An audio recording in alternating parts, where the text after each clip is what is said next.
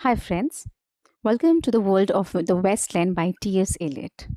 और इस पोम का जो फर्स्ट और सेकंड सेक्शन है वो हमारे यूट्यूब चैनल पे ऑलरेडी अपलोडेड है। तो अगर आपने अभी तक उसे नहीं देखा है तो पहले उसे चेकआउट कीजिए ताकि फ्लो और अंडरस्टैंडिंग जो है वो बनी रहे। और इस वीडियो में हम कंटिन्यू करने जा रहे हैं इसके थर्ड सेक्शन यानी द फायर सर्मन को। तो इससे पहले जो भी सीन्स और अल्यूजन्स आए थे उसे हमने अच्छे से समझ लिया है और इस सेक्शन को भी हम एकदम इजी और line by line break down के साथ पढ़ेंगे। So let's get started. Section की शुरुआत होती है एक बहुत ही ग्लूमी और डिप्रेसिंग इमेज के साथ। एलियट लिखते हैं the river stand is broken. मतलब क्या है इसका? ये जो थेम्स रिवर है उसके ऊपर जो पेड़ों और लीव्स की एक छत, एक कैनपी या टेंट जो बना हुआ है वो अब टूट चुका है। The last fingers of leaf clutch and sink into the wet bank. यानी कि जो ऑटम का मौसम है और सारे पत्ते क्या हो रहे हैं, नीचे गिर रहे हैं और जैसे एक डूबता हुआ इंसान ज़मीन को कस के पकड़ लेता है, क्लच कर लेता है, उसी तरह ये जो फिंगर्स ऑफ लिव्स यानी कि जो पत्ते हैं वो भी क्या कर रहे हैं, ज़मीन को, गीली मिट्टी को जो है वो कस के पकड़ ले रहे हैं। ठीक है, जैसे एक डूबते हुए इंसान अपने हाथों से गीली मिट्टी को पकड़ता है, उसी तरह से ये लिव्स भी पकड़ रहे हैं। मीन्स वो इनडायरेक्टली ये दिखाने की कोशिश कर रहे हैं कि नेचर भी जो है वो एक डेंजरस स्टेट में है। मीन्स वो डेड हो चुका है या होने वाला है। Next is says the wind crosses the brown land unheard, the nymphs are departed. वो कह रहे हैं कि जो हवा है वो हवा उस ब्राउन और बंजर ज़मीन से गुजरती तो है पर कोई आवाज़ नहीं होती। और फिर वो लाइन आती है जो इस पूरे स्टेंजर की कोर थीम है, द निम्स आर डिपार्टेड। यानी जो निम्स होती थी वो क्या होती थी बेसिकली, अगर इंडियन मैथोलॉजी से हम लोग कंपेयर करें तो अप्सराएं होती थी जो रिवर्स को प्रोटेक्ट करती थी। ठीक है, लेकिन अब वो भी क्या हो चुकी हैं, डिपार्ट हो चुकी हैं, अब वो भी जा चुकी हैं। इसका सीधा मतलब ये है कि जो मॉडर्न वर्ल्ड है इससे सारी प्योरिटी, सारा मैजिक और जो स्पिरिचुअल कनेक्शन है वो ख़त्म हो चुका है। अब वहाँ कोई भी होली पावर नहीं बची। Sweet Thames run softly till I and my song. अब ये जो लाइन है वो एडमंड स्पेंसर के 16th सेंचुरी के फेमस वेडिंग पोम प्रोथाल्मियन से ली गई है। और उस ज़माने में जो थेम्स रिवर था उसको प्योरिटी, मैरिज और हैप्पीनेस का सिंबल माना जाता था। लेकिन यहाँ इस लाइन को यूज़ करके एलियट एक मैसिव सरकाज़म क्रिएट कर रहे हैं। वो कहना चाहते हैं कि कहाँ वो रेनेसांस का सुहाना ज़माना था और कहाँ ये आज की मॉडर्न लंदन लाइफ है जहाँ जो रिवर्स हैं वो पोल्यूट हो चुकी हैं और जो इंसान है वो भी अंदर से मर चुका है। The river bears no empty bottles, sandwich papers, silk handkerchiefs, cardboard boxes, secret ants, or other testimony of summer nights. अब यहाँ पे क्या बता रहे हैं वो कि जो थेम्स रिवर है उसमें जो खाली बॉटल्स हैं या सैंडविच के पेपर्स हैं या सिल्क का रुमाल है या कार्डबोर्ड बॉक्सेस या फिर जो सिगरेट है उनके जो टुकड़े बच जाते हैं पीने के बाद छोटे छोटे, वो अब उस रिवर में तैर नहीं रहे। अब आप सुन के तो यही लगता है कि ये तो अच्छी बात है कि रिवर साफ़ सुथरी है, लेकिन यहाँ पे जो ये साफ़ सफाई है इस रिवर की वो किसी क्लीनिनेस की वजह से नहीं है, बल्कि इसलिए है कि अब जो समर नाइट्स थी उसकी जो मौज मस्ती थी वो अब क्या हो चुकी है, ख़त्म हो चुकी है। अब ये सारा कचरा उनकी अर्बन जो है उनकी अर्बन एम्प्टी लाइफ जो है उसका सबूत था जो अब गायब हो चुका है। Again he says the nymphs are departed. ठीक है, and the friends, the loitering heirs of city directors departed have left no addresses. फिर वही कि जो निम्स यानी कि जो प्योरिटी थी वो तो पहले ही जा चुकी है। अब जो उनके दोस्त थे यानी कि जो लंदन के बड़े बड़े रिच डायरेक्टर्स हैं उनके बच्चे, उनके स्पॉइल्ड बच्चे, बिगड़े हुए बच्चे, वो भी अब चले गए हैं। और सबसे बड़ी बात कि departed have left no addresses, यानी वो बिना किसी को अपना पता बताएं, बिना किसी अकाउंटेबिलिटी के वहाँ से जा चुके हैं, वहाँ से फ़रार हो गए हैं, एक तरह से कह सकते हैं। तो ये जो है ये किस चीज़ की तरफ इंडिकेट करती है कि जो मॉडर्न रिलेशनशिप है जो लस्ट है मॉडर्न लाइफ का, या फिर कह सकते हैं जो मॉडर्न अर्बन लाइफ है, ये उसका सबसे बड़ा सच है, सबसे डार्क सच है कि यूज़ करो और फिर बिना किसी अकाउंटेबिलिटी के, बिना किसी एड्रेस के गायब हो जाओ। Next he says, by the waters of Lebanon I sat down and wept. Sweet themes run softly till I end my song. Sweet themes run softly, for I speak not loud or long.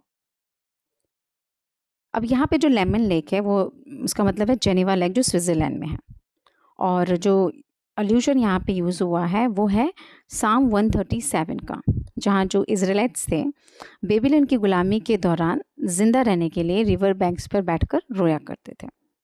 अब Elliott जो है वो भी यहाँ वही exile और वही mental breakdown जो है वो फील कर रहे हैं जब वो 1928 में लॉजॉन में ट्रीटमेंट के दौरान कर रहे थे। और फिर अगली लाइन में फिर से वही स्पेंसर की लाइन यूज़ करते हैं, sweet themes run softly till I end my song, for I speak not loud or long. ठीक, तो वो अब क्या कर रहे हैं, जेम्स रिवर है उससे गुहार लगा रहे हैं कि थोड़ा स्लो बहो, थोड़ा सॉफ्टली फ्लो करो, क्योंकि जो नैरेटर है, जो हमारा पोर्ट है, वो अपनी सारी स्ट्रेंथ क्या हो चुका है, खो चुका है। उनकी जो वॉइस है वो दब चुकी है। मीन्स फॉर नॉट लाउड और लॉन्ग, मीन्स अब वो उसमें इतनी हिम्मत नहीं है कि वो कुछ बोले, कुछ करे। तो वो रिक्वेस्ट कर रहा है कि आप स्लोली बहो, ताकि मैं थोड़ा जो है वो आपके किनारे बैठ के उसी तरह से रो के वेंट आउट करूं, अपनी जो जितनी भी फ्रस्ट्रेशंस है, जितना भी दुख है उसको बाहर ला सकूं। ठीक है,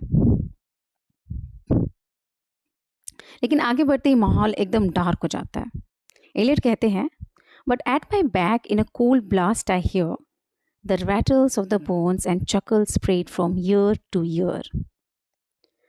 अब वो कह रहे हैं कि जब मैं बैठा हूँ उस रिवर के किनारे, तो अचानक मेरे पीठ के पीछे एक ठंडी आवाज़, यानी कि कोल्ड ब्लास्ट के साथ मुझे एक आवाज़ सुनाई देती है। और वो कैसी आवाज़ है, the rattles of the bones, यानी हड्डियों की खटखटाहट की आवाज़ है। और क्या है, दो चक्ल spread from year to year, यानी कि एक ऐसी कह सकते हैं डेमनिक हंसी है, शैतानी हंसी है, जो कान मतलब जो फैल रही है। ईयर टू ईयर मीन्स मतलब हर जगह फैलती जा रही है, मतलब एक कान से दूसरे कान, मीन्स हर जगह क्या हो रही है, सारा जो स्पेस है उसको ऑक्यूपाई कर ले रही है। अब यहाँ पे जो सीधा रेफरेंस है वो है एंड्रयू मार्वल की famous poem to his coy mistress का, जहाँ पे मार्वल ने लिखा था कि at my back I always hear time स्विंग चैरियट हरिंग नियर। तो वहाँ पे उसका क्या मतलब था कि वक्त तेज़ी से भाग रहा है, इसलिए जो भी करना है वो जल्दी करो। ठीक है, तो मार्वल के ज़माने में जो टाइम है वो एक चैरियट की तरह था, एक रथ की तरह था। लेकिन जो मॉडर्न वर्ल्ड है वहाँ पे वो वक्त एक जिंदा स्केलेटन बन चुका है, जिसकी हड्डियों की खटखटाहट की आवाज़ आ रही है। ठीक है, और ये जो खटखटाहट की आवाज़ है वो ये बता रही है कि जो है मौत है वो काफ़ी पास है, अब दूर नहीं है। और वो जो डेमनिक हंसी है, जो शैतानी चक्ल है, वो इस बात का मजाक उड़ा रही है कि जो मॉडर्न इंसान है उसकी ज़िंदगी, उसका लस्ट और उसकी सारी दौड़ भाग आखिर में सिर्फ एक मौत और मिट्टी में मिलकर रह जाएगी। Then it says, a rat crept softly through the vegetation, dragging its slimy belly on the back. अब यहाँ पे एलियट फिर से क्या कह रहे हैं कि एक चूहा है जो वेजिटेशन के बीच पे धीरे धीरे रेंग रहा है, और अपनी स्लिमी बेली, यानी कि जो चिपचिपी उसका पेट है, उस पेट को रिवर बैंक पर क्या कर रहा है, ड्रैग कर रहा है। मीन्स जैसे सांप चलते हैं ना, उसी तरह से वो रेंग के क्या कर रहा है, अपने पीठ के बल पे, अपनी चिपचिपे पेट के बल पे रेंग रहा है और आगे बढ़ रहा है। While I was fishing in the dull canal on a winter evening ground behind the gas house. ठीक है, तो वो देखते हैं रिवर बैंक पे क्या कि ये चूहा रेंग रहा है, और वहाँ पे नैरेटर क्या कर रहा है, तो वहाँ पे एक डल बोरिंग कैनल के पास बैठकर फिशिंग कर रहा है। ठीक है, और वो भी एक ठंडी विंटर इवनिंग में, और एक इंडस्ट्रियल गैस हाउस है वहाँ पे, उसके पीछे बैठ के। ठीक है, तो वो क्या कर रहा है नैरेटर, रिवर किनारे बैठा हुआ है, ठंडी की शाम है, और वो कहाँ बैठा है, तो एक गेस्ट हाउस के पीछे बैठा है, और वहाँ पे बैठ के वो एक कैनल के पास बैठकर फिशिंग कर रहा है। ठीक है। अब ये एक ऐसी जगह है जहाँ पे जो नेचर है वो बिल्कुल डेड हो चुकी है, और जो इंडस्ट्रियल पोल्यूशन है उसने सब कुछ क्या कर रखा है, बर्बाद कर रखा है। Musing upon the king my brothers rack, and on the king my father's death before him. अब यहाँ पे एलियट अपने आप को फर्डिनेंड की जगह पे रख रहे हैं। अब फर्डिनेंड कौन था? तो यहाँ वाला जो फर्डिनेंड है वो है शेक्सपियर के का जो प्ले था द टेम्पेस्ट, उसका एक कैरेक्टर है, तो उसकी जगह ये अपने आप को रख रहे हैं। और जो फर्डिनेंड उस स्टोरी में था, मीन्स द टेम्पेस्ट वाले प्ले में, वो क्या करता है, जो अपने फादर की डेथ और जो उसका भाई है वो शिपरेक में मारा जाता है, तो उस पर वो रो रहा होता है। लेकिन यहाँ पे जो अल्यूजन है वो सिर्फ शेक्सपियर तक सीमित नहीं है, ये अर्देरियन लीजेंड के फिशर किंग से भी जुड़ा हुआ है, जिसके घायल होने की वजह से जो पूरी ज़मीन जो थी वो बंजर यानी कि द वेस्टलैंड बन चुकी थी। तो ये जो द वेस्टलैंड है ना, वो सिंपली यहीं से अल्यूडेड है, किसके मिथ से, द फिशरमैन, सॉरी या उसी के अल्यूजन से, फिशर किंग के जो लीजेंड है उससे अल्यूड किया गया है। अब यहाँ पे जो है इलियट क्या चाहते हैं कि जो मॉडर्न इंसान है उसी तरह अपने पास्ट के दुख, अपने एंसेस्टर्स की डेथ या अपनी जो स्पिरिचुअल बर्बादी है उस पर बैठकर सोचे। ठीक है। White bodies naked on the low damp ground and bones cast in a little low dry garret, rattled by the rat's foot only, year to year. अब वाइट बॉडीज़ यानी कि जो वाइट बॉडी है, मीन सफ़ेद जिस्म है, और उस नीची गीली ज़मीन पे नंगे पड़ी हुई है। ठीक है। और दूसरी तरफ एक छोटे से सूखे गैरेट यानी कि एटिक, वो जो छज्जी होता है ना, ऊपर एक छोटा सा रूम बना होता है छज्जे पे, तो वहाँ, तो उस मतलब एक गीली ज़मीन है, उस पे जो वाइट बॉडीज़ है वो नंगे पड़े हुए हैं, और दूसरी तरफ एक छोटा सा सूखा एटिक में क्या है, सिर्फ हड्डियाँ पड़ी हुई हैं। ठीक है। यहाँ मतलब कोई भी इंसान नहीं है, कोई आवाज़ नहीं है, बस ईयर टू ईयर मतलब साल भर दर साल वहाँ चूहों के पैरों की खटखटाहट की आवाज़, यानी कि जो the rattles by the rats feet, ये जो चूहों की पैरों की खटखटाहट की आवाज़ है, बस वही सुनाई देती है। बाकी ना कोई इंसान है, ना कोई आवाज़ है वहाँ पे। अब ये पूरी तरह से फिजिकल डीके, नेगलेक्ट या टोटल आइसोलेशन को दिखाता है, जहाँ मौत के बाद इंसान की कोई इज्जत या कोई पहचान नहीं बचती। मीन्स बेसिकली ये दिखा रहा है कि जो लाशें हैं वो एक जगह होगी, वहाँ पे लाशें ला के रख दी गई होंगी, और वो सारी लाशें गल रही हैं, सड़ रही, उधर चूहे हैं, कोई इंसान नहीं है, और पता ही नहीं चल रहा है कि कौन सी स्केलेटन किस बॉडी की है, या फिर वो किस इंसान की है, उसका क्या नाम रहा होगा, उसका क्या बैकग्राउंड है, तो कोई इन्फॉर्मेशन नहीं है। अब इलियट क्या करें, यहाँ पे जो मॉडर्न लस्ट है, सेक्स है या जो फिजिकल बॉडी है, उसकी जो टेम्परेरी नेचर है उस पर चोट करते हैं। वो ये दिखाना चाहते हैं कि जो मॉडर्न वर्ल्ड है उसमें जो लोग जो ये फिजिकल प्लेजर या जो लस्ट के पीछे अंधे हो रहे हैं ना, उनका आखिरी अंजाम सिर्फ यही है कि वो मिट्टी और चूहों के पैरों के नीचे आने वाली हड्डियाँ बनकर रह जाएंगे। यहाँ ना कोई रोमांस होगा, ना कोई स्पिरिचुअलिटी, सिर्फ डेड बॉडीज और rats. Again, he says, but at my back, from time to time, I hear the sound of horns and motors, which shall bring Sweeney to Mrs. Potter in the spring. अब फिर से वो क्या कह रहे हैं कि अपने पीठ के पीछे उसे उनको टाइम टू टाइम एक मतलब गाड़ियों के हॉर्न की आवाज़ सुनाई दे रही है, और मोटर्स यानी कि कार इंजन्स की आवाज़ सुनाई देती है। और ये जो आवाज़ें हैं ये क्या लेकर आने वाली है, मीन्स ये जो गाड़ी है और ये जो कार्स हैं वो क्या लेके आने वाली हैं। तो ये आवाज़ें स्वीनी को स्प्रिंग मौसम में मिसेस पॉटर के पास लेके आने वाली हैं। ठीक है। अब यहाँ पे एक इंडस्ट्रियल मॉडर्न सिटी की ट्रैफिक और शोर शराबे की पिक्चर दिखाई गई है, जहाँ रोमांटिक या पोएटिक बैकग्राउंड म्यूज़िक की जगह कार के हॉर्न्स बज रहे हैं। ठीक है। अब ये लाइन भी जो है वो एंड्री मार्बर की to his coy mistress, at my back I always hear time स्विंग चैरियट हरिंग नियर, उसी का एक ट्विस्टेड पैरोडी है। जहाँ वहाँ पे क्या है, मार्वल के पास जो है वो टाइम का चैरियट था, लेकिन जो एलियट है यहाँ पे इसके पास मॉडर्न टैक्सीज और मोटर कार्स हैं। अब यहाँ पे स्विनी कौन है? तो स्विनी जो है वो टीएस एलियट का एक फेवरेट रेकरिंग कैरेक्टर कह सकते हैं, वो है जो modern urban vulgarity, animalistic lust और अनकल्चर्ड बिहेवियर को रिप्रेजेंट करता है। Oh, the moon shone bright on Mrs. Potter and on her daughter. They washed their feet in soda water. Okay. अब क्या, मिसेस पॉटर जो है वो एक ऑस्ट्रेलियन सोल्जर सॉन्ग है। मीन्स जो वॉर में जब सोल्जर्स एक साथ होते हैं तो अपने इंटरटेनमेंट के लिए, क्योंकि वॉर तो बहुत ही ट्रॉमेटिक चीज़ है, तो वहाँ पे अपने इंटरटेनमेंट के लिए सोल्जर्स आपस में सॉन्ग गाते हैं। तो वैसा ही कुछ ये एक ऑस्ट्रेलियन सोल्जर सॉन्ग है। लाइक और ये एक वल्गर स्ट्रीट बैलेड भी है जो मतलब वर्ल्ड वॉर फर्स्ट के दौरान बहुत पॉपुलर था। ठीक है, जिसका एक उसी के इस कैरेक्टर का मतलब उसी जो बैलेड है उसी से ये लाइन लिया गया है कि O the moon shine bright on Mrs Porter and on her daughter, they wash their feet in soda water. तो एलियट ने इस low class vulgar pop song को और स्विनी जैसे कैरेक्टर को यहाँ यूज़ करके ये दिखाया है कि जो मॉडर्न सोसाइटी है उसमें प्यार या रोमांस नाम की कोई चीज़ बची नहीं है। वहाँ सिर्फ मैकेनिकल सेक्स और चीप अर्बन वल्गैरिटी रह गई है। अब ये जो लाइन है, एटो सेक्स वॉक्स डी एंड फेंड्स चैंटेन डांस ला कॉपुल, सो ये लाइन क्या है, फ्रेंच में है और इसका सीधा ट्रांसलेशन है कि and O those children voices singing in the dome.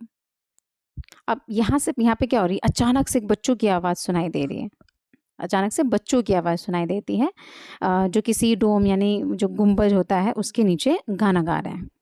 अब ये लाइन पढ़ते ही कैसी मतलब एक प्योरिटी या इनसेंस या कह सकते हैं हेवनली फीलिंग आती है, जो अभी तक के पूरे डार्क और जो इंडस्ट्रियल लैंडस्केप हमें दिखाया गया अभी तक उससे बिल्कुल उल्टा है। और ये जो है वो लाइन ली गई है पॉल वर्लेन की फेमस सोनेट पर्सिफल से। ठीक है, और पर्सिफल कौन था? तो वो एक ऐसा नाइट था जो होली ग्रेल की सर्च में निकलता है और आखिर में अपने प्योर हार्ट की वजह से अपने सभी पापों से मुक्त हो जाता है। अब एलियट यहाँ इस फ्रेंच लाइन को यूज़ करके एक मैसिव आयरनी और कॉन्ट्रास्ट क्रिएट कर रहे हैं। एक तरफ मॉडर्न लंडन लाइफ की वल्गैरिटी है जहाँ पे स्विनी और रैट इन्फेक्टेड गैस हाउसेज हैं, और दूसरी तरफ ये बच्चों की आवाज़ें हैं जो स्पिरिचुअल रिडेम्पशन और लॉस्ट इनसेंस की याद दिलाती है। तो बेसिकली एलियट ये दिखाना चाहते हैं कि मॉडर्न इंसान चाहे कितना भी गिर चुका हो, उसके अंदर कहीं ना कहीं रिडेम्पशन की वो ऐसी जो होप है और जो पुकार है अभी भी बाकी है। Next is tweet tweet tweet चुक चुक चुक चुक चुक चुक सो रूडली फोर्स्ड टेरो। सो ये वाला जो पोर्शन है ट्विट ट्विट ट्विट और चुक चुक चुक, ये हमने सेकेंड सेक्शन में भी देखा था गेम ऑफ चेस में, राइट? और ये यहाँ पे वापस से इस सेक्शन में भी आया है।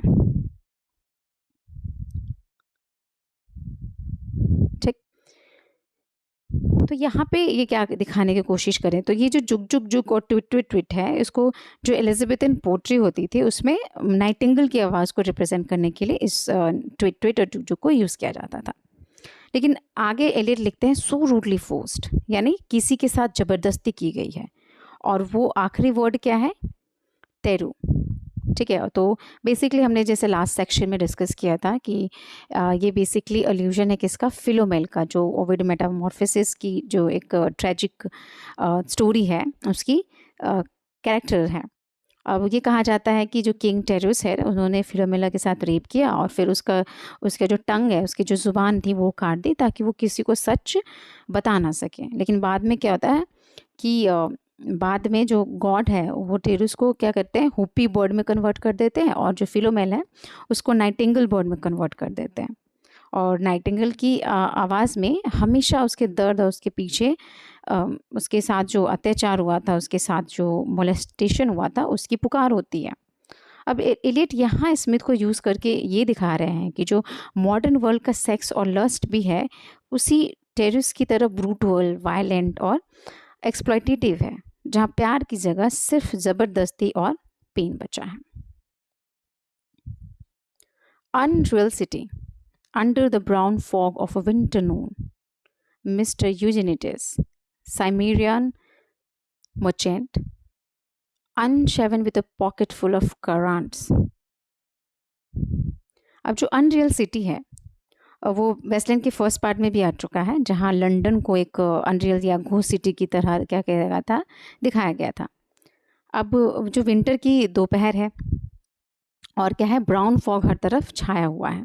Winter Noon under the brown fog means winter की दोपहर में हर तरफ ब्राउन फॉग छाया हुआ है। मीन्स ब्राउन इसलिए क्योंकि इंडस्ट्रियलाइजेशन के कारण जो है वो फॉग क्या हो चुकी है, धुएं से मिक्स होके ब्राउन हो गई है। ठीक है, और ये ब्राउन फॉग का ना इसमें the love songs of Alfred J Prufrock उसमें भी ब्राउन फॉग ऐसा दिखाया गया है। ठीक है, तो यहाँ पे ब्राउन फॉग हो गया। अब कहते हैं विंटर की दोपहर है और चारों तरफ क्या है, ब्राउन फॉग फैला हुआ है। अब वहाँ मिलते हैं कौन, मिस्टर यूजेनिटिस, जो सैमराना यानी कि जिसको अभी मॉडर्न डे में हम कहें तो वो टर्की जो है वो वहाँ के एक मर्चेंट है। कौन, मिस्टर यूजेनिटिस, और वो अनशेवन है। अनशेवन मीन्स मतलब उन्होंने दाढ़ी अपनी बनाई नहीं है, वो बढ़ी हुई दाढ़ी है। और उनकी जेब करंट्स, करंट्स मीन्स होता है क्या, वो सूखे हुए अंगूर या फिर आप वो क्या बोलते हैं उसको, किशमिश। हाँ, तो वो उनका जो जेब है, उनकी जो जेब है वो सूखे किशमिशों से भरी हुई है।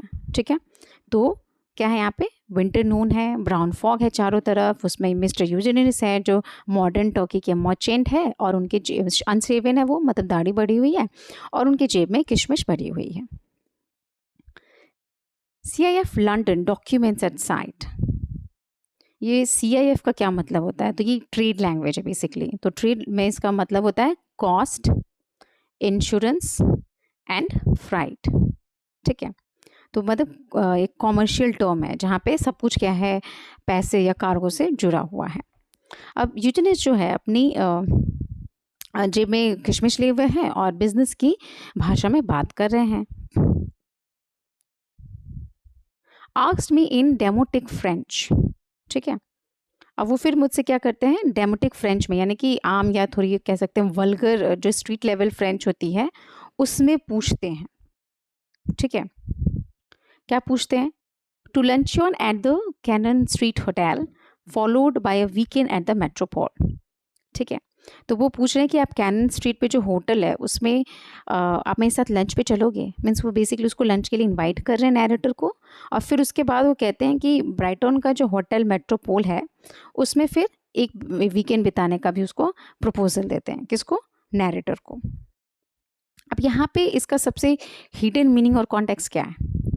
अब इलियट यहाँ पे ये दिखाना चाहते हैं कि जो मॉडर्न कैपिटलिस्ट सोसाइटी है उसमें सब कुछ एक ट्रेड बन चुका है, यहाँ तक कि जो ह्यूमन कनेक्शंस हैं और रिलेशनशिप्स हैं वो भी।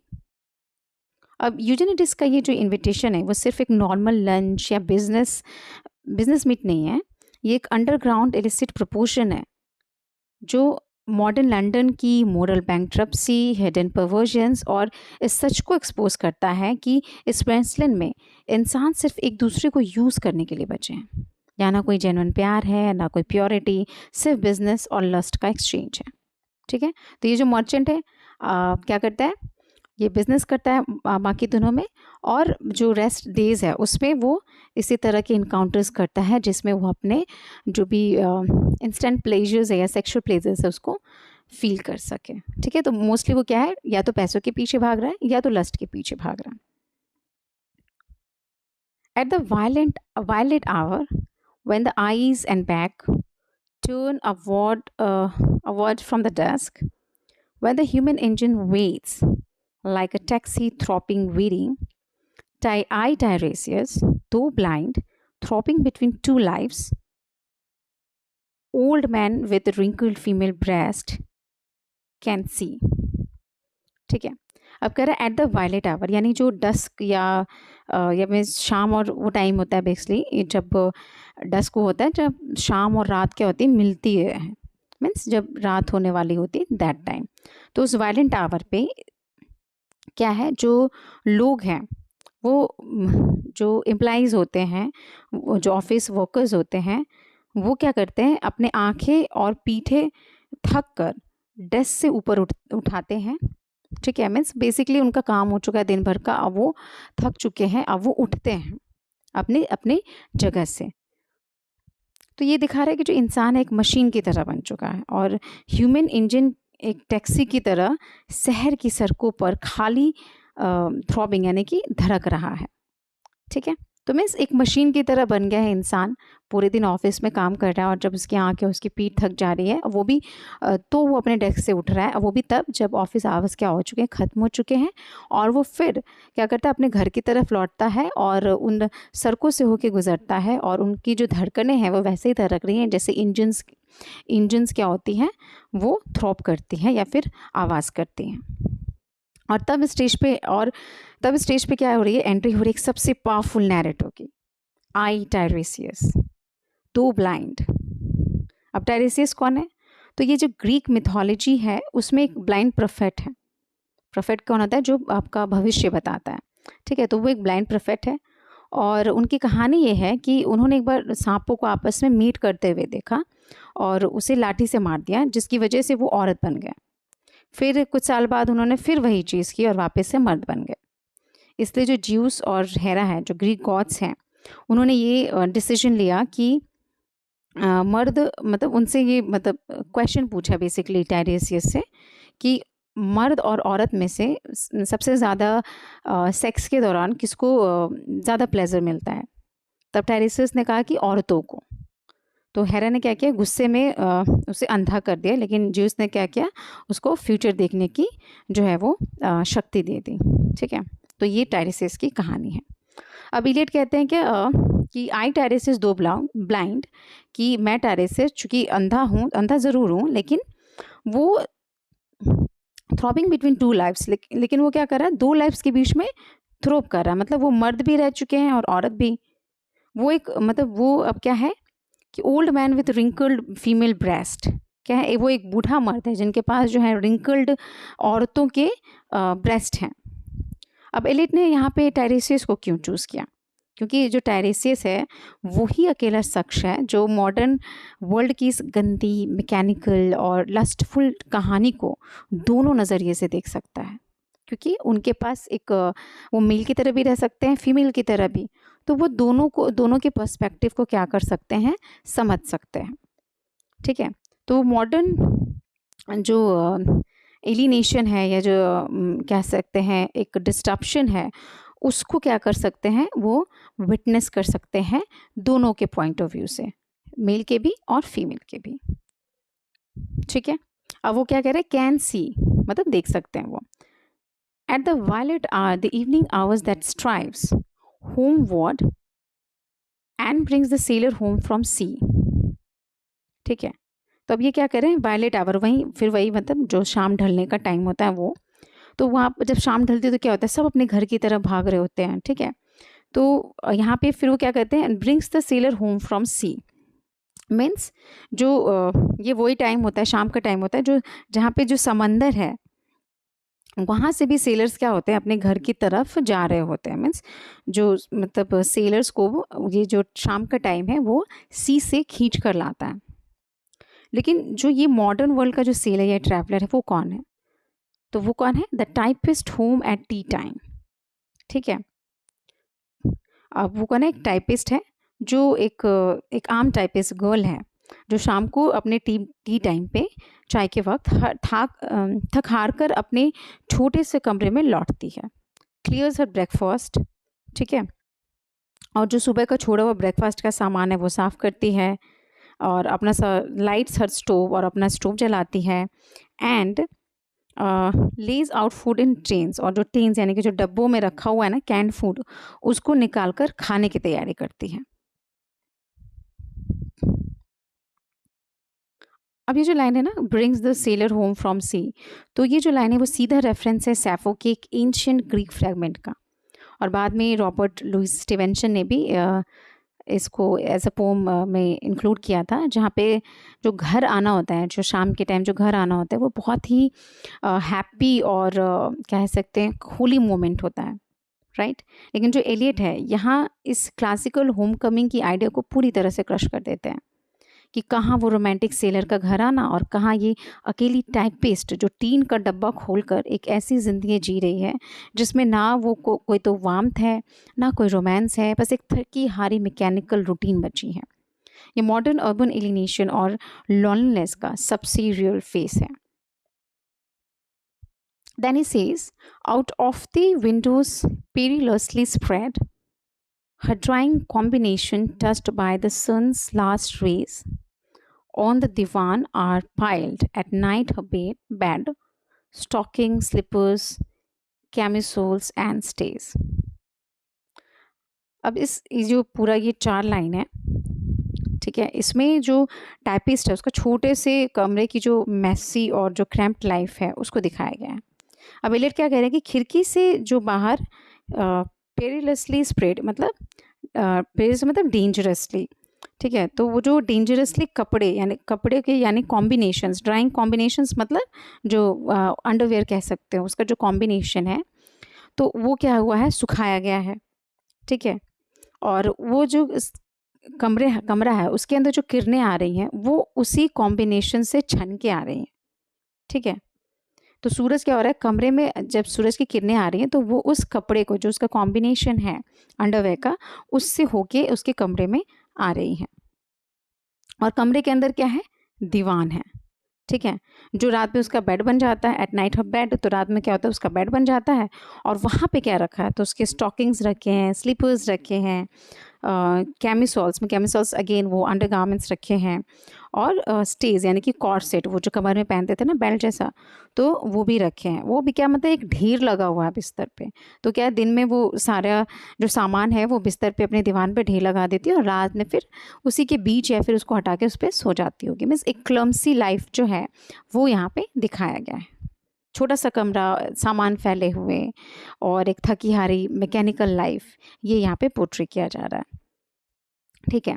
अब पुरानी जो पोर्ट्री होती थी उसमें जो वुमेन की ब्यूटी और उसके चैम्बर्स को हमने सेकंड सेक्शन में भी देखा था, कितना ग्रैंडियोर रिप्रेजेंटेशन किया गया था उस वुमेन के रूम का, जहाँ पे बहुत ही ग्रैंडियोर और बहुत ही कॉस्टली और बहुत ही रेयर जो शो पीसेस थे वो रखे गए थे। तो उसी को यहाँ पे कॉन्ट्रास्ट किया जा रहा है कि वो वहाँ पे इतने मतलब ग्रैंड और आइडियलाइज्ड होते थे, लेकिन यहाँ पे जो एक वर्किंग क्लास वार्डन वुमेन है उसकी प्राइवेट लाइफ जो है वो इस तरह की है, वो यहाँ पे एलिट ने हमें दिखाया है। अब ये जो मेसी कपड़े और जो दीवान है वो इस बात का सिंबल है कि जो ये मॉडर्न अर्बन वेस्टलैंड है उसमें ना तो प्रिवेसी है ना कोई एलिगेंस, सिर्फ एक वही कि थकी हारी रूटीन है और क्लटर्ड ज़िंदगी बची है जहाँ पे इंसान अपने ही घर में एक मशीन की तरह जी रहा है। फिर से आते हैं Tiresias. I Tiresias, old man with wrinkled dugs, perceived the scene and foretell the rest. I too awaited the unexpected guest.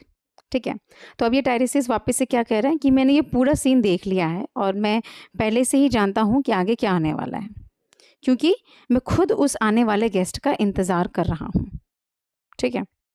He the young man carbuncular arrives, और फिर एंट्री होती है उस गेस्ट की, ठीक है। एक आम सा नौजवान जिसके चेहरे पे क्या है, कार्बोनिकल्स हैं यानी कि पिंपल्स हैं, जो एक मतलब छोटे सा जो रियल स्टेट हाउस है उसका एजेंट का क्लर्क है, तो स्मॉल हाउस एजेंट क्लर्क और विथ वन बोल्ड स्टेयर, और उसके अंदर एक ऐसी ओवर कॉन्फिडेंस या ऑडेसिटी कह सकते हैं जो एक बोल्ड स्टेयर के साथ आती है। मीन्स वो ऐसे घूर रहा है, मतलब उसके अंदर बहुत ऑडेसिटी है, बहुत एरोगेंस है, तो वो इस तरह से अपने इस एटीट्यूड के साथ वो टाइपिस्ट के घर में आता है, ठीक है।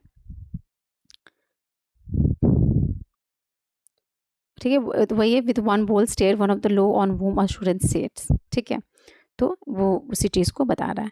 फिर वो कहता है as a silk hat on a Bradford millionaire. अब यहाँ पे हिडन एल्यूजन क्या है, तो जो ब्रैडफोर्ड है वो इंग्लैंड का एक इंडस्ट्रियल सिटी है, ठीक है। तो वो कह रहा है कि जो ब्रैडफोर्ड है उसके जो नए नए मिलीनियर बने थे, ठीक है, तो उनके जो हाई सोसाइटी के मैनर्स, मतलब उनमें जो हाई सोसाइटी है उनके मैनर्स या क्लास की कोई समझ नहीं होती थी, ठीक है। वो अपने सस्ते सूट पर महंगी सिल्क हैट पहन कर घूमते थे जो एकदम ऑकवर्ड लगता था। तो वही हाल इस क्लर्क का है। वो खुद एक लो सोशल क्लास से है, लेकिन उसके अंदर जो फेक एरोगेंस है वो बिल्कुल उस सिल्क हैट जैसी मतलब बेकार लगती है। अब जो मॉडर्न क्लास वल्गैरिटी है और जो एरोगेंस है उसको यहाँ इतनी शानदार तरीके से एक्सपोज किया जा रहा है कि जो ये क्लर्क है उसके शक्ल में ना कोई चार्म है, ना क्लास में कोई ग्रेस है, बस एक मतलब बस उसके अंदर क्या है, तो एक चीप और मैकेनिकल लस्ट बच रहा है। The time is now propitious as he guesses. The meal is ended. She's bored and tired, endeavors to engage her in caresses, which still are unreproved if undesired. ठीक है, अब इसको clerk के सोचने के तरीके से बताया जा रहा है कि जो उस मतलब क्लर्क को क्या लग रहा है कि अब जो है टाइम काफ़ी प्रोपिशियस है, मतलब अब सही टाइम है, खाना ख़त्म हो चुका है और जो टाइपिस्ट लड़की है वो पहले से थकी और बोर हो चुकी है। तो वही वो क्या करता है, मौका देके उसको फिज़िकली कैरेस करता है। मतलब कैरेस मतलब आप किसी को सहलाते हो या फिर पुचकारते हो, फिज़िकल टच जो एक देते हैं ना अपना कंसर्न दिखाने के लिए, तो दैट इज़ कैरेसेस। तो वो कैरेसेस देता है और उसको अपने जो प्रोसेस है उसमें इन्वॉल्व करने की कोशिश करता है। तो और ये टच कैसी है, तो which are still unreproved if undesired, यानी जो लड़की है वो उसे बिल्कुल पसंद नहीं है, मतलब अनडिज़ायर्ड है वो, लेकिन वो जो है उसको उसको उसका ना विरोध करती है ना उसे रोकती है, मीन्स अनरिप्रूव्ड। अब यहाँ पे वही है कि क्या बताया जाए कि लड़की बोर हो चुकी है और जो लड़का है वो सिर्फ अपनी फिजिकल अर्ज को पूरा करने के लिए आगे बढ़ रहा है। अब लड़की जो है वो रिवोल्ट इसलिए नहीं कर रही क्योंकि अब उसमें क्या है, एनर्जी नहीं बची है, वो थक चुकी है पूरे दिन के मैकेनिकल रूटीन से। तो ये जो मॉडर्न अर्बन रिलेशनशिप है ये उसका सबसे पथेटिक हम कह सकते हैं फॉर्म है, रूप है उसका, जहाँ जो सेक्स है वो एक मैकेनिकल ड्यूटी या बोर्डम मिटाने का तरीका बनकर रह गया है। Flushed and decided, he assaults at once. Exploring hands encounter no defense. ठीक है, तो यंग क्लर्क क्या है, अब उसको कुछ रिवॉल्ट मिल नहीं रहा है। उसको लग रहा है कि बेसिकली क्या माना जाता है कि अगर आप चुप हो तो उसको कैसे इंटरप्रेट किया जाता है, तो हाँ के तौर पे। और आपने ये सुना भी होगा कि तुम्हारी खामोशी का मतलब मैं हाँ समझूं। ठीक है, तो ये वही चीज़ यहाँ पे बता रहा है कि अब उसको लग रहा है कि अब तो कुछ यहाँ से रिवोल्ट मिल नहीं रहा, means she is also convinced. तो वो अब क्या कर रहा है, अग्रेसिव होके और अपना मूव जो है वो आगे बढ़ रहा है वो बेसिकली।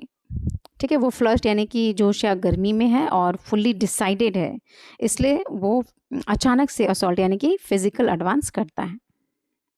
लेकिन जब वो अपने हाथ आगे बढ़ाता है एक्सप्लोरिंग हैंड्स, तो उससे सामने से कोई डिफेंस या विरोध नहीं मिलता। ठीक है, इसका मतलब क्या है, जो लड़की है वो क्या है, पैसिव है बिल्कुल तरह से, तो वो बिल्कुल पैसिव पड़ी हुई है। फिर आगे इलेट लिखते हैं, his vanity requires no response and makes a welcome of indifference. ठीक है, अब ये लाइन सबसे इम्पॉर्टेंट है क्योंकि उसका जो वैनिटी है किसकी, तो क्लर्क की, मतलब वैनिटी मीन्स अहंकार या मान लो ईगो। ठीक है, तो जो क्लर्क है उसका जो ईगो है उसको इस बात की कोई ज़रूरत नहीं है कि जो लड़की है वो भी कुछ बोले या वो भी एक्टिव हो इस प्रोसेस में या कुछ एक्साइटमेंट दिखाए, उसको इससे कोई फ़र्क नहीं पड़ता। अगर लड़की इनडिफरेंट है यानी उसे कोई फ़र्क नहीं पड़ रहा, तो भी वो क्लर्क उसकी इनडिफरेंस को वेलकम मान लेता है। मीन्स वह जो मैंने आपका कहा कि खामोशी का मतलब हाँ समझूं, तो वो उसको ऐसे इंटरप्रेट कर रहा है कि अब यहाँ पे हमें क्या दिखाया जा रहा है कि जो इस असॉल्ट है या जो फिज़िकल कनेक्शन है, फिज़िकल रिलेशनशिप है, वो भी एक मैकेनिकल रूटीन बन चुका है। कोई एक्साइटमेंट नहीं है उसमें, किसी कंसेंट की वैल्यू नहीं है, ना किसी फीलिंग की ज़रूरत है, बस ईगो सेटिस्फेक्शन और मैकेनिकल या फिज़िकल प्लेजर के लिए उसको हम कर रहे हैं। फिर आता है, फिर टायरेसिस आ रहा है, and I Tiresias have foresuffered all enacted on the same divan or bed. अब टायरेसिस क्या कह रहा है कि जो कुछ भी इस छोटे से दीवान पर हुआ है वो मैंने पहले से जी लिया है, पहले ही सफ़र कर लिया है। ठीक है, और फिर वो क्या करते हैं, अपनी जो पुरानी मिथोलॉजिकल आइडेंटिटी है उसकी याद दिलाते हैं। वो कहते हैं, I who have sat by Thebes below the wall and walked among the lowest of the dead. ठीक है, तो वो अपनी कहानी बता रहे हैं कि जो टाइरेसियस है वो एंशिएंट ग्रीक सिटी थेबिस जो था उसकी दीवारों के पास बैठे थे और मौत यानी कि अंडरवर्ल्ड अंडरवर्ल्ड मतलब जो मौत की जो दुनिया है वहाँ से होकर आए थे। तो कहने का मतलब ये जो फिजिकल कनेक्शन है वो मौत जैसी ही है या फिर उसको कह सकते हैं मौत से भी बदतर है। ठीक है, तो वही है कि उन्होंने क्या कर रखा है, ये सारी चीज़ें को जी लिया है। bestows one final patronizing kiss and gropes his way finding the stairs unlit। ठीक है, तो अब उस फिर इनकाउंटर का जो आखिरी है पल है वो आता है और जो यंग क्लर्क है उस लड़की को एक लास्ट एरोगेंट या पेट्रोनाइजिंग मतलब एरोगेंट कह सकते हैं, वो एक किस देता है और जो कि एक कह सकते हैं एक वार्मथ भरा नहीं है, प्यार भरा नहीं है, बल्कि एक सुपियोरिटी का दिखावा है। उसके बाद वो अंधेरे में ग्रुप्स अनलिट मतलब क्या, वो स्टेयर्स पे अंधेरा है तो ग्रुप्स इस वे मतलब आगे बढ़ता है इन अंधेरी सीढ़ियों के से निकलकर और चला जाता है। अब यहाँ पे एक कॉन्ट्रास्ट दिखा रहे हैं कि जो क्लर्क है वो बिना किसी शर्म बिना किसी कनेक्शन के अंधेरे में उतर कर चला जाता है। ठीक है, तो बेसिकली ये एक कह सकते हैं एक सिंबॉलिक रिप्रेजेंटेशन है मॉडर्न रिलेशनशिप का, जहाँ पे जो फिज़िकल एक्ट है उसके बाद सिर्फ अंधेरा या फिर कहें अकेलापन जो है वो बचा है। She turns and looks a moment in the glass. अब जो वो लड़का क्लर्क जा चुका है तो लड़की मुड़ती है और एक पल के लिए ग्लास यानी कि आईने में खुद को देखती है। ठीक है, उसे इस बात की जो मुश्किल से एहसास है कि उसका पार्टनर जा चुका है, hardly aware of a departed love. ठीक है, तो उसको इस बात का एहसास नहीं है कि वो उसका पार्टनर जो है वो जा चुका है। Her brain allows one half formed thought to pass. अब उसके दिमाग में एक हाफ थॉट मतलब एक छोटा सा कोई थॉट आता है। क्या है वो? Well now that's turn I am glad it's over. अब ये कोई ये मतलब किसी दुख से या फिर किसी निराशा से नहीं कहती है वो, बल्कि एक रिलीफ से कहती है कि चलो एक काम हुआ, काम खत्म हुआ, वो चला गया। When lovely woman stoops to folly and paces about her room, again alone, she smooths her hair with automatic hand and puts a record on the gramophone. अब लेट क्या बता रहे हैं कि जो when lovely woman stoops to folly and paces about her room again, she smooths her hair with automatic hand and puts a record on the gramophone. तो एक यहाँ पे allusion है ओलिवर गोल्ड स्मिथ की एक फेमस सॉन्ग द विकार of Wakefield है उसका, जहाँ पे लाइन थी कि when lovely woman stoops to folly and finds too late that men betray, what charm can soothe her melancholy, what art can wash her guilt away। यानी जो gold Smith है उनके ज़माने में एक औरत का फॉली यानी कि जो सेक्सुअल लैप या जो इज्जत होती थी उसका जाना एक बहुत बड़ा ट्रेजिडी या सोशल कह सकते हैं सिन माना जाता था, जिसके बाद वो आंसू मतलब वो रोती धोती थी, उसको बहुत रिग्रेट होता था, बहुत दुख होता था। लेकिन यहाँ पे जो एलियट की जो ये टाइपिस्ट गर्ल है उसको देखते हैं तो लगता है कि अब इस मॉडर्न वर्ल्ड में कोई आंसू या कोई गिल्ट बचा ही नहीं है। वो क्या करती है, अब वो अकेली अपने कमरे में घूमती है और मैकेनिकल तरीके से अपने बालों को ठीक करती है, ऑटोमेटिक हैंड, तो मैकेनिकल तरीके से अपने बालों को कंघी करती है और दर्द या पछतावे की जगह ग्रामोफोन पे अपना गाना एक रिकॉर्ड चला देती है ताकि जो ग्रामोफोन की जो आवाज़ होगी, जो गाना बजेगा, उसकी शोर में उसका अकेलापन दब जाए। Next he says the music crept up by me upon the waters.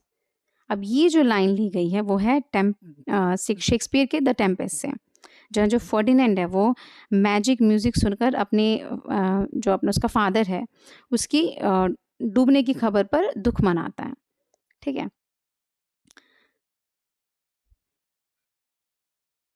लेकिन एलियट क्या कर रहे हैं, इस मैजिकल म्यूज़िक को वहाँ से उठाकर सीधा मॉडर्न लंदन की स्ट्रीट्स पर ले आते हैं and along the Strand up Queen Victoria street.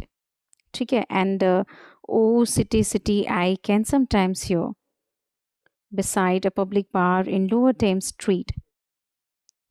यानी कि लंदन की जो गंदी और बिजी गलियां हैं लोअर थेम्स स्ट्रीट, उसके एक पब्लिक बार के पास नैरेटर को कुछ आवाज़ सुनाई देती है अब वो कैसी आवाज़ है? तो वहाँ पे the pleasant whining of a mandolin and a clatter and chatter from within. ठीक है, तो वहाँ पे उनको एक pleasant winning of mandolin means एक प्यारी सी आवाज़ सुनाई देती है। और उनके अंदर से एक मछली बेचने वाले लोग मतलब फिशमैन है उसकी जो बातचीत है और जो बर्तनों का शोर है क्लैटर एंड चैटर।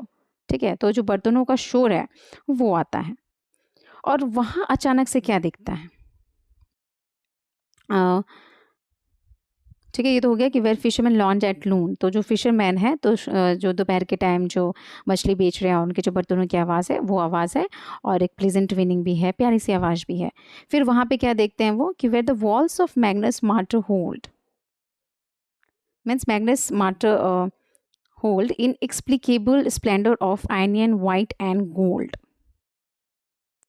ये जो मैग्नस मार्टर है वो एक हिस्टोरिकल चर्च है जैसे जिसे सर क्रिस्टोफर वेरेन ने डिज़ाइन किया था। तो उसके अंदर एक सफ़ेद वाइट एंड गोल्ड सफ़ेद और गोल्डन कलर का एक आयनियन स्ट्रक्चर है। ठीक है, एक ऐसी चमकती कह सकते हैं ब्यूटी दिखाया जाता है जो इस गंदे और मैकेनिकल वेस्टलैंड के बीच बिल्कुल अनोखी या इनएक्सप्लिकेबल यानी कि एक अलग लगती है। तो एलियट यहाँ पे क्या कर रहे हैं ये दिखाना चाह रहे हैं कि जो मॉडर्न सिटी है कितनी भी खाली और करप्ट हो चुकी हो, लेकिन जो पुरानी जो हिस्ट्री है जो आर्ट है, ठीक है, और जो एक्सपेक्टेशन है उसकी जो एक खूबसूरती है या उसकी जो एक पवित्र हम लोग कह सकते हैं जो होली लाइट है वो है ना वो आज भी क्या है वो जिंदा है।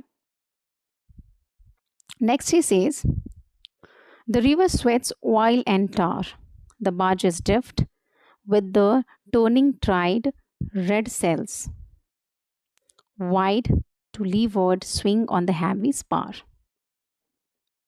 ठीक, तो जो टेम्स रिवर है अब वो क्या है कोई साफ़ सुथरी या प्योर जो रिवर है वो नहीं रही, वो पसीने की तरह जो है वो ऑयल और टार क्या कर रही है बहा रही है। ठीक है, मीन्स उसमें सिर्फ ऑयल और टार बच रहा है।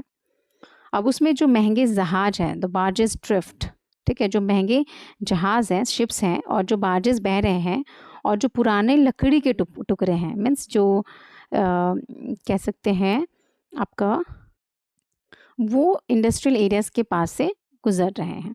ठीक है, drifting the barges wash drifting log जो है वो क्या कर रहे हैं इंडस्ट्रियल एरिया जो ग्रीनविच है वो इंग्लैंड का एक इंडस्ट्रियल एरिया है तो वहाँ से होके गुजर रहे हैं। और ये दिखाता है कि जो इंडस्ट्रियलाइजेशन है और क्या कहते हैं और ये जो ग्रीड है इंसान की उसने नेचर को क्या किया पूरी तरह तबाह कर दिया है। अब जैसे जैसे ये जो नदी है उसकी जो गंदी तस्वीर ख़त्म होती है वैसे ही अचानक से ये लाइन आती है विया लल्ला लिया वल्ला लला लिया लाला। ठीक है, तो ये क्या है तो ये जो रिचर्ड वैगनर है एक फेमस क्लासिकल ओपेरा सिंगर थे। ठीक है, उनका एक जो ओपेरा था उसका ये सॉन्ग लिया गया था और उस ओपेरा का क्या नाम था गॉटर डैमर रंग। ठीक है, गॉटर डैमर रंग जिसे जो है पानी की जो अप्सराएं हैं जो राइन मेरियंस हैं वो क्या कहती हैं गाती हैं। तो यहाँ पे क्या कर रहे हैं लेट आज की रियलिटी क्या है वो दिखा रहे हैं कि जो आज की मॉडर्न लंदन है उसकी जो नदी है वो ऑयल से भरी नदी है जहाँ पे कोई निम्फ कोई अप्सरा जो है वो नहीं बैठती। यहाँ बस इंडस्ट्रियल वेस्ट है जैसे कि ऑयल और टार है। ठीक है, और इंडस्ट्रियलाइजेशन का ही रिप्रेजेंटेशन जो कर रहे हैं शिप्स वगैरह और लॉक्स वगैरह तो वो सारी चीज़ें हैं। ठीक है, और कुछ भी नहीं है। तो मतलब सीधा सा है। तो एलियट ये दिखाना चाहते हैं कि हमने अपनी मॉडर्न मशीन ड्रिवन दुनिया में नेचर की सारी खूबसूरती और प्योरिटी को क्या किया है पेश दिया है और हमारे पास सिर्फ एक वेस्टलैंड बचा है। एलिजाबेथ एंड लाइसेस्टर, तो ये दोनों क्या है एक हिस्टोरिकल फिगर्स हैं। तो ये क्वीन एलिजाबेथ फर्स्ट है और ये इनके फेवरेट ऑल है ऑल ऑफ लाइसेस्टर वो हैं। तो यहाँ पे 16th सेंचुरी की एक रॉयल बोट को याद किया जा रहा है जब थेम्स स्ट्रेट पर बीटिंग ओर्स ये दोनों एलिजाबेथ और लेस्टर क्या कर रहे हैं अपना चप्पू चला रहे हैं वो नाव को आगे बढ़ाने के लिए जिस बड़ी सी लकड़ी का इस्तेमाल किया जाता है वो ओर होता है तो उसको वो चला रहे हैं। और द स्टर्न यानी कि जो बोट है उसके पीछे का हिस्सा एक सोने के सीप का बना हुआ है। The stern was formed a gilded shell red and gold. तो उसके जो पीछे का हिस्सा है, उस बोट के पीछे का हिस्सा वो एक सोने का सीप यानी कि गिल्डेड शेल की तरह बना हुआ है, और जो लाल और गोल्डन कलर का है, ठीक है, उसकी तरह चमक रहा है। Next is says the brisk swell ripple both source. ठीक, जो तेज हवा है, जो ब्रिस्क स्वेल, जो तेज हवा है वो नदी के दोनों किनारे पे रिपल बोथ सोर्स पर लहरें पैदा कर रही है, मतलब लहरें बना रही हैं। और साउथ वेस्ट विंड बहते हुए पानी के साथ घंटियों की आवाज़ यानी कि carried down stream the peal of bells, तो घंटियों की आवाज़ क्या कर रही है, वो आगे मतलब लेके आ रही है किसकी तरफ, तो वाइट टावर्स की तरफ। ठीक, तो वो चप्पू चला रहे हैं और जो उसके जो बोट है एलिजाबेथ और लाइसेस्टर का, उसको दिखा रहे हैं कि उसका जो कोना है, जो पिछले का हिस्सा है वो गोल्डन कलर का है, और दोनों किनारों पे पानी जा रहा है, और साउथ वेस्ट विंड क्या कर रही है, लहरें उड़ा रही हैं, और उस लहरों से कैसी आवाज़ आ रही है, तो घंटियों सी आवाज़ आ रही है, और ये लहरें किस तरफ जा रही हैं, तो वाइट टावर्स की तरफ। अब ये जो पूरा सीन है, ठीक है, एलिजाबेथ और लेसेस्टर की राइड का, वो रेफरेंस है एलिजाबेथन एरा की एक रॉयल बार्ज राइड का, जिसका जिक्र हिस्टोरिकल रिकॉर्ड्स और AC बेंसन के बुक ऑन वाल्टर पेटो यानी या जो स्पेंसर्स प्रोथाल्मियन है उसमें मिलता है, जहाँ एलिजाबेथ और जो लाइसेस्टर है रिवर थेम्स पर एक बोट राइड ले रहे होते हैं। अब यहाँ एलियट एक कॉन्ट्रास्ट दिखाना चाह रहे हैं कि एक तरफ वो शानदार गोल्डन हिस्ट्री है जब एलिजाबेथ और लेसेस्टर की जो रॉयल राइड है के वक्त जो थेम्स रिवर थी कितनी साफ और पवित्र थी, लेकिन वहाँ पे जो बेल्स और ग्रैंडोर हुआ करता था, और दूसरी तरफ थोड़ी देर पहले हमने वही थेम्स रिवर देखी थी जो ऑयल और तार उगल रहा है, मतलब पसीने की तरह, जैसे इंसान के शरीर से पसीना निकलता है उसी तरह उस रिवर से ऑयल और तार निकल रहा है, मानिए कि वो पोल्यूटेड हो चुकी है। और आखिरी में आता है फिर वही रिचर्ड वेगनर के ओपेरा की वो लाइन, वल्लल्ला लिया, जो इस हिस्टोरिकल ग्लोरी और मॉडर्न डीके के बीच एक हॉन्टिंग ब्रिज बन जाता है। तो एलियट यहाँ पे ये दिखाना चाहते हैं कि जो लंदन है वो एक टाइम में बहुत ही, उसका जो हिस्ट्री है बहुत गोल्डन हुआ करता था, और अब जो है वो एक वेस्टलैंड बन के रह चुकी है, कौन, London. Then she says trams and dusty trees Highbury bore me, trams and dusty trees यानी जो सड़कें पे चलने वाली जो ट्रैम्स हैं, ठीक है, और जो धूल भरे पेड़ है, मीन्स जब ट्रैम्स या गाड़ियाँ चल रही हैं सड़कों पे तो धूल उड़ती है, और जो रोड के आसपास जितने भी पेड़ है उस पर वो धूल क्या हो रही है, जमा हो जा रही है। तो वो ट्रैम्स और धूल भरे पेड़ कहाँ पे, तो हाईबरी बोर में। तो हाईबरी बोर क्या है, तो लंदन का एक एरिया है जो बहुत ही कह सकते हैं बोरिंग, और मतलब जिसको एलियट को बहुत ही बोरिंग लगा जो एरिया, वो बता रहे हैं, ठीक है, उस एरिया के बारे में बता रहे हैं कि हाईबरी बोर में, ठीक है। तो हाईबरी एक एरिया है लंदन का जो उनको बोर करता है। रिचमंड एंड क्यू अनडिड में, रिचमंड एंड क्यू अनडिड में, ठीक। तो जो रिचमंड है और जो क्यू है ने उस इलाकों में, हाईबरी के इलाकों में मुझे अनडिड किया था, मीन्स एक्सप्लॉइट किया होगा, या कह सकते हैं बर्बाद किया था, या फिर तोड़ के रख दिया था। By Richmond I raised my knees supine on the floor of a narrow canoe। तो वो यहाँ पे क्या बता रहे हैं कि कैसे रिचमंड के पास एक छोटी सी नैरो कैनो, मतलब एक छोटी सी नाव के फ्लोर पे, on the floor of a narrow canoe, तो छोटी सी नाव के फ्लोर पे सुपाइन मीन्स एक कह सकते हैं पीठ के बल जो बैठना होता है, तो वो पीठ के बल लेटे हुए थे, और उन्होंने अपने घुटने उठाए थे, पीठ के बल लेटकर उन्होंने अपने घुटने उठाए थे। तो यहाँ पे एलियट के लिए ये जगह किसी खुशी या रोमांस का सिंबल नहीं है, बल्कि अनडिड मी यानी उसके फॉल या गिल्ट या कह सकते हो इमोशनल नंबनेस का कारण बनी है, ठीक है। तो ये जो नाव है उसके अंदर लेटने का ये सीन एक फिजिकल इंटीमेसी की तरफ इशारा करता है, जिसमें ना कोई ट्रू लव था और ना ही कोई सोलफुल कनेक्शन, ठीक है। बस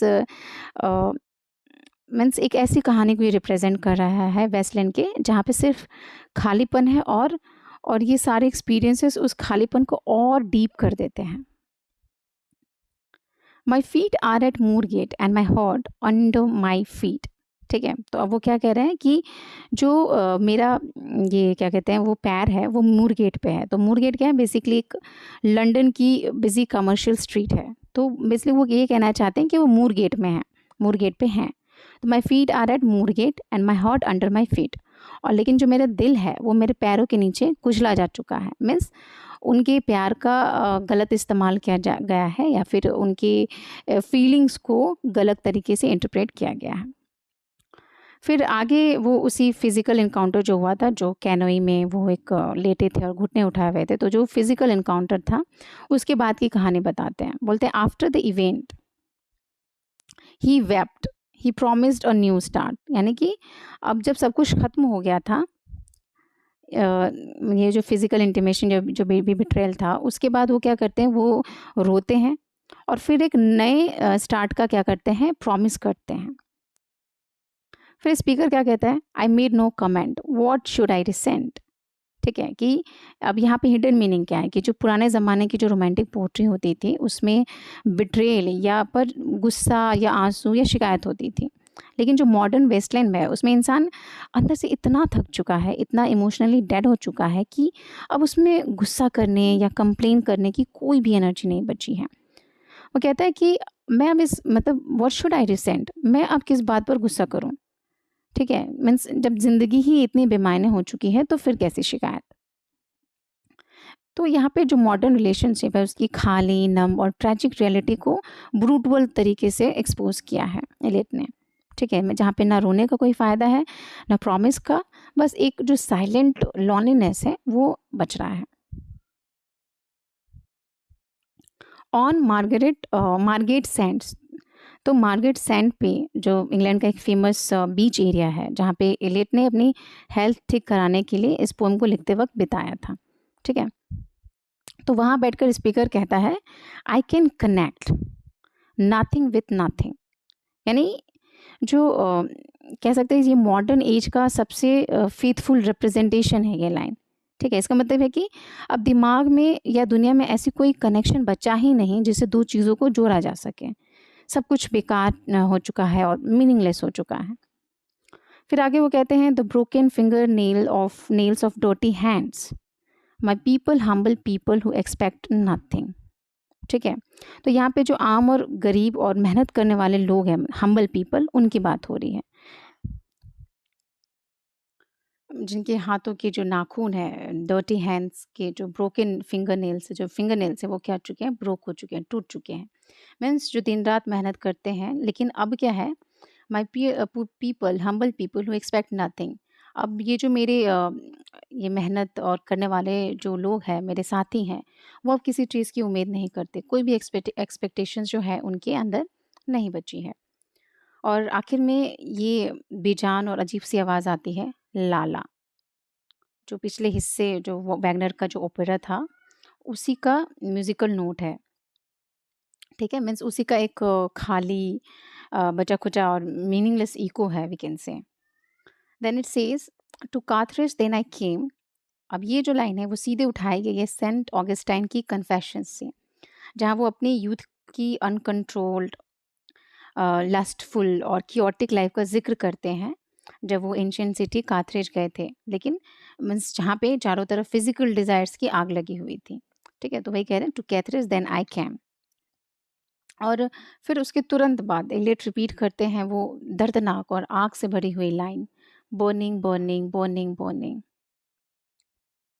अब ये जो आग है ये सिर्फ फिजिकल लस्ट की आग नहीं है, बल्कि अ, ये मॉडर्न वर्ल्ड और तो ये जो है सिर्फ फिजिकल लस्ट की आग नहीं है, बल्कि ये मॉडर्न वर्ल्ड, हेल और ह्यूमन ग्रीड की वो आग है जो जिसमें पूरी ह्यूमैनिटी जल रही है।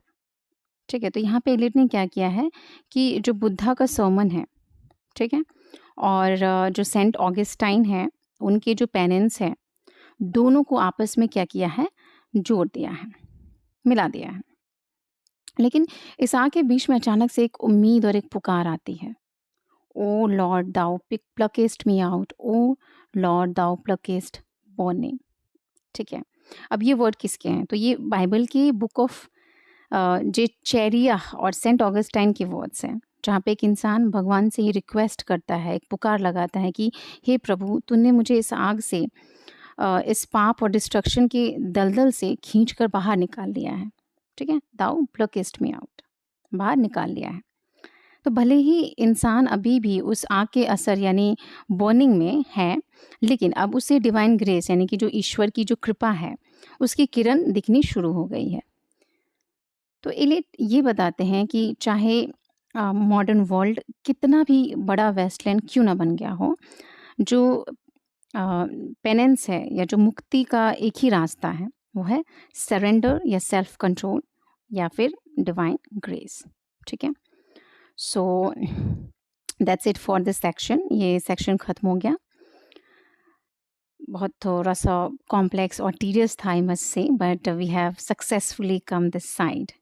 ठीक है, तो अगर आपको ये पूरी series line by line breakdown और हमारा ये डीसी स्टाइल एक्सप्लेन करने का तरीका पसंद आता है, तो प्लीज़ जल्दी से इस वीडियो को लाइक ज़रूर दो और अपनी लिटरेचर फ्रेंड्स के साथ, जो कि गवर्नमेंट एग्ज़ाम्स या फिर यूजीसी नेट या बीएमए जिसकी भी तैयारी कर रहे हो, उनके साथ शेयर करो। और इस चैनल को सब्सक्राइब करके बेल आइकन ज़रूर दबाएं, ताकि आपको हर क्लास की इम्पॉर्टेंट नोटिफिकेशंस जो है वो मिलती रहें। और नीचे कमेंट सेक्शन में ये ज़रूर बताना कि जो द वेस्टलैंड है, अभी तक हमने जो भी पढ़ा है, उसका कौन सा पार्ट या कैरेक्टर आपको सबसे ज़्यादा हॉन्टिंग लगा। तो मिलते हैं बहुत जल्द एक नए टॉपिक और एक नई शानदार वीडियो के साथ। तब तक के लिए कीप रीडिंग।